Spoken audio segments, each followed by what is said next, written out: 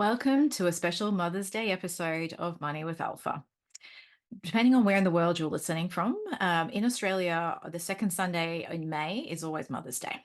And you'll be listening to this the day after Mother's Day, but I'm recording it beforehand.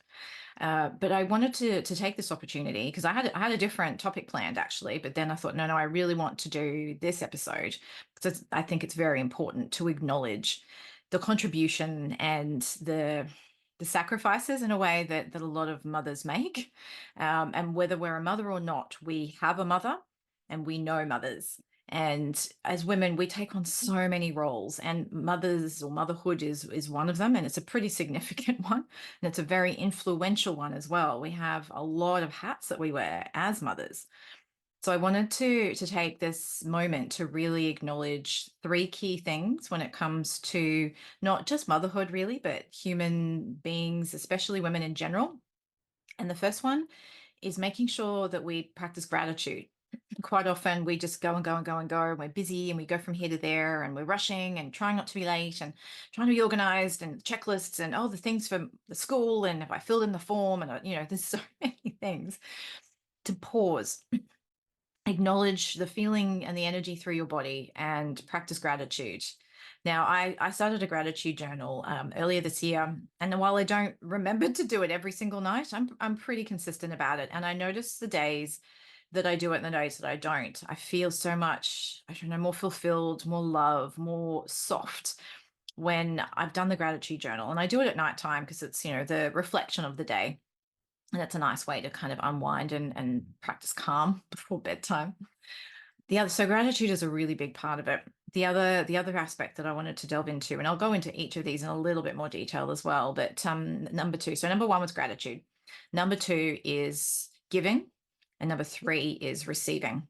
Now, what I'm not talking about giving things, giving presents or giving away money or giving. This is just giving of love, giving of time, giving of kindness, giving of thought.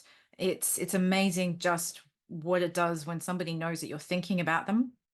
And rather than just thinking about them in silence, actually let them know. I have a friend recently who'd been quite ill, and I was just checking in. I have another friend actually who's extremely ill, and I've been checking in regularly, and I haven't had any response. So I'm dialing up my checking in, so just to see how things are going. So giving is a really big part of being humans, but at the same time, if we give all the time, then we're not filling our own cup, and we're not giving people the opportunity to give to us. And in order to do that, we have to receive. And this is, to be honest, one of my biggest lessons in my life is to ask for help and practice receiving. I love giving, but sometimes I'm not that great at receiving. So this is like pretty much everything we do in life. This is a reminder for me, this whole episode, as much as it is for you, and to really just consciously dial into that, because things seem to have sped up. I don't quite know why. I mean, has always felt like a certain amount of speed. Growing up, I don't feel like we had it as much. We didn't have the internet. We didn't have mobile phones. I sound really old right now, but all this advance has happened in such a really short time that as humans, our brains are trying to rewire. The evolutionary process is had to try and play catch up to be able to deal with all of this change and development and evolution all at the same time. So this is a really timely reminder to just sit and chill and acknowledge the feelings that are going through your body.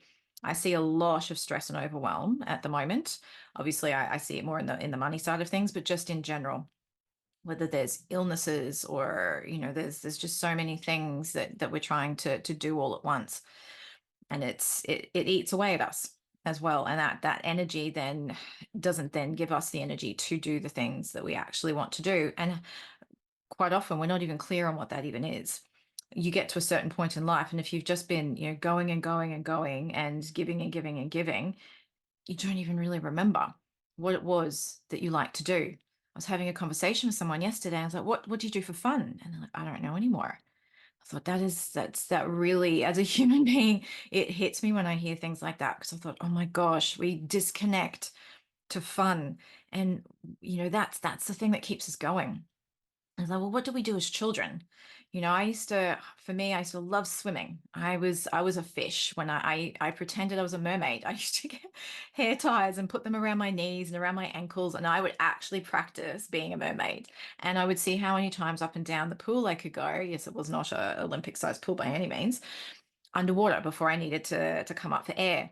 And I think, oh, and I used to love recreating ad commercials with my friends. We would do them and then, we'd jump in the pool at the end.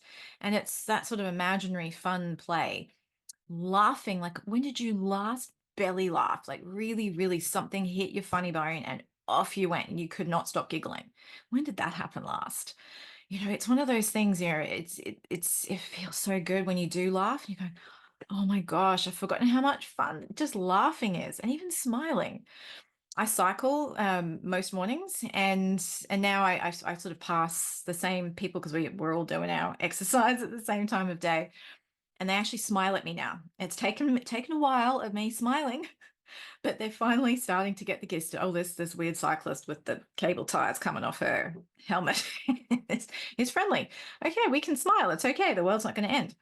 So even just a smile can do amazing things, and just being kind.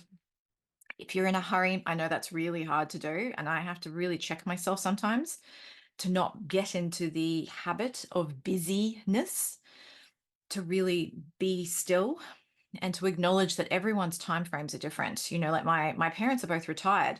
So for them, sometimes I'm like, I could just like get to the point, or hurry it up. And I'm like, well, hang on a minute. There's no hurry, really. We have time. And I see some of this busyness rub off on my daughter, and that also impacts me. So I was like, oh no, I don't want her to be like constantly busy and miss out on the joys of life. Thankfully, she's 8, so she flings around. And we were up at in a mountain called Mount Tamborine, not far from us during the school holidays. We're walking along, and every few seconds she's like, oh mama, look at this little flower, and oh look at this, I see this little caterpillar. And at first I was just like, do we have to keep stopping? And then I thought, okay, no, let's look at the flower. So we had a look at it, and it was really nice, and it actually made me more present in the moment. And then having that gratitude for my beautiful little girl who loves to see nature and pick things and make connections and do flower crowns and loves imagination. And I think back to the way I was when I was a little girl. I loved fairies and making potions, and I tried to make perfume from the flowers in the back garden. I even had like a little pot, and I put the flowers in it, and my mother helped me like heat it up, and we added a little bit of oils. Essential oils weren't really a thing back then. I know it sounds like I was brought up in the dark ages, but we didn't really have that kind of stuff. So I tried making my own. It was a complete disaster, but I had such a good time making it and picking the flowers and taking the petals off and crushing them and trying to see what the smell would be like. And I'm still amazed at how they even get those kind of smells out of a lot of those flowers. But anyway, that's another thing. But stuff like that, think back to where you were when you were a child. That childlike curiosity and enthusiasm for things.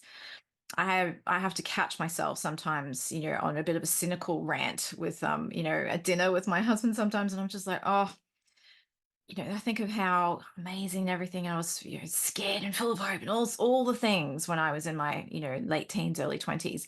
And now there's just so many things I see. I go, that really doesn't make sense, or that's not logical. And why do things have to be that? And then I have to go, okay. So we all can catch ourselves in that cycle, and to get back out into the world and to see it for what it is, the beauty, the environment that we live in as well. And we are privileged to live in the environment that we do. And there's lots, I mean, there's things that need to be sort of probably improved, but there's also lots of beauty there as well. So it's having gratitude for that. And then the giving side of it too. There's a lot of things in the world that aren't as balanced. And I remember it was probably about 10, almost 11 years ago, I joined a program with Business Chicks and the Hunger Project to do an immersion project where we had to fundraise, which that in itself was an interesting process. I had to fundraise a minimum of $10,000. I ended up going over that, not by much, but it was over that. And then we had to fund our own trip over to Uganda. And the fundraising part was really interesting because I was asking people, in this case, to give money. And but I didn't want them to just hand over money. I wanted to create an experience. So I raised a lot of my money through events. So I did a lot of fundraising events. I did raffles. People would donate some prizes, and we'd have silent auctions at the events. But most of the money came from events. And it was really interesting at towards the very end. I ended up doing a raffle as well. And question from one person in particular was like, "Why should I care?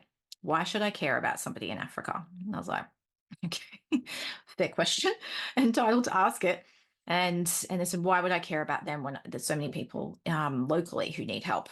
And that is true. You know, there's and especially at the moment. I mean, in those days, 10 years ago, we were still in quite a boom sort of environment economically. But there's so many different ways to give and give time. When I was in my early 20s, I didn't have the money to give because I was still, I was just finished studying, and I, had some part-time jobs, and but then I started my first job and I wasn't earning a whole lot. And I thought I still like to give, hence the I like giving and I'm not good at receiving thing. So I so I used to do mentoring. I did fundraising for the Starlight Foundation. I did mentoring for the Smith family. I can't even remember. I did lots of different things. I would volunteer at variety balls, and I would donate my photography services for, the wilderness wildlife events and other events as well. And it felt really good to give. And then as I got older, I would sort of experience frustration from people who would try to give to me and I wasn't receiving. Well, I thought, well, this is really very much a two-way street. So there's that flow of energy. You can, if you're on the video, you can see what I'm doing here. If it's all this way, that's an uneven flow. And it's a lot nicer to be able to then also allow that flow to come back, partly for me as well as to be the recipient, but also for the other person to be able to give. Because even in a friendship environment, it's not just about, you don't want people just come to you when they have a problem. Otherwise, you become like a counselor or, their crutch, and it's a codependent sort of relationship. And if that's not what you consciously or deliberately want out of life, then you need to allow receiving in there so that energy exchange can complete its circle. And one of my favorite shapes is the infinity symbol, partly because I love the number eight, and it's eight sideways. But it's also, which is ironic because my daughter was born on the 8th. But it just keeps on going. And to me, that's life. It keeps on going. There's life and there's death, and there's life and it just keeps on flowing. And it's about that energy flow and acknowledging the journey as that flow occurs. So, and then kindness along the way. Kindness and love are sort of things that interweave across all of that, into gratitude through receiving and giving and feeling that. And it's such a beautiful feeling when you actually get in that flow. But it doesn't happen by accident, especially if you live in an urban environment. And even if you live in the country, there's so many different influences on us. And because we're also connected these days, and we have access to so much information, and we have access to things immediately, we're not so used to waiting. And I still remember what, again, when I was sort of a younger, sort of late teens, in my, heading towards my 20s, and mobile phones they were starting to become a thing, but they weren't smartphones. We didn't have computers in our pocket. So when you made an arrangement with friends to meet, you actually had to show up. You couldn't just like text at the last moment and go, "Oh, I'm not really feeling it," or, "I'm a bit tired," or whatever. And you actually had to come. And it changed the dynamic of communication and relationships as well. Not saying one's better than the other, but it's just a difference. And then acknowledging how we've adapted to that sort of difference too, because sometimes we can resist it. you know Back in my day, we can all reminisce about back in our day. But memory is also something that's very, very subjective as well. I'm reading a book at the moment where it talks about whether or not our future is driven by our hope for the future or by our past. And some psychologists say it sits in the past, and others talk about our hope and our plans and our design for the future. I'm much more on that sort of thing, because I look at the past, and to be honest, it gets fuzzy over time as well. And I see discord that happens in families, and then so what actually happened? I'm like, I'm not really sure. I said, so you're not talking to this person for 10 years and you can't even remember why. Someone will probably remember an element of the story, but at what point do we let it go? And if time's just passed and you don't have anything in common, whether they're a family member or not, then that happens as well. There's a natural evolution to relationships too. But it's the grudgeness that we have to try and sort of let go of, and the negative energy that goes with it too, because it doesn't serve anyone. It's certainly not going to help you feel calm and peaceful, and it will infiltrate your ability to create and be inspired, and there'll be a guilt and a shame that comes on it too, which you don't need. You don't need. Let all that stuff go. Let it all go. I actually have a shirt which probably would have been appropriate for today, and it says "Let that go." And and I have to, when I wear it, I'm like, but there's a certain shock value to it that's necessary to kind of get attention. Sometimes it's not to say you have to swear to get attention, but it's that flow of energy. Having the gratitude, feeling it, acknowledging it, have it swirl around you. You can even be, to a certain extent, I don't know, this takes some effort, being grateful for things that don't go well. And that can be tricky, especially when there's some pretty awful things that happen in life. A child gets hurt or someone gets really ill. How do you be grateful for things like that? What you can do is be grateful for what you do still have. Again, the book I'm reading, the author's mum, or he and his brothers and his mother were in a pretty horrific car accident when he was younger, and his mother ended up in a coma for about 6 weeks. And yeah, her whole body was just very messed up after that. So it took a lot of therapy, physical therapy as well, and the mental. And the thing that he commented on out of that is the gratitude that came to her as a result of feeling a different sense of appreciation for life.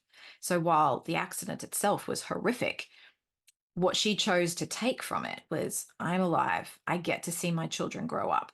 I get to be here still. I get to do something else with my life that I may have been putting off for whatever reason. So, not to say you have to have something as traumatic as that happen in order to be grateful. So that's the reminder, is to have that gratitude without having to have anything horrendous happen. And then, as the energy from gratitude, there's also that giving and receiving flow that comes. Even if you just feel that, you can feel the energy, and it feels beautiful and it feels warm. So on this acknowledging Mother's Day, and the wonder that are mothers, and women in general, and humans in general, let's be kind to ourselves, practice more love, be love, and to remember, always practice gratitude, giving and receiving, all of those. So with that, enjoy the rest of your day, and I will see you again next week.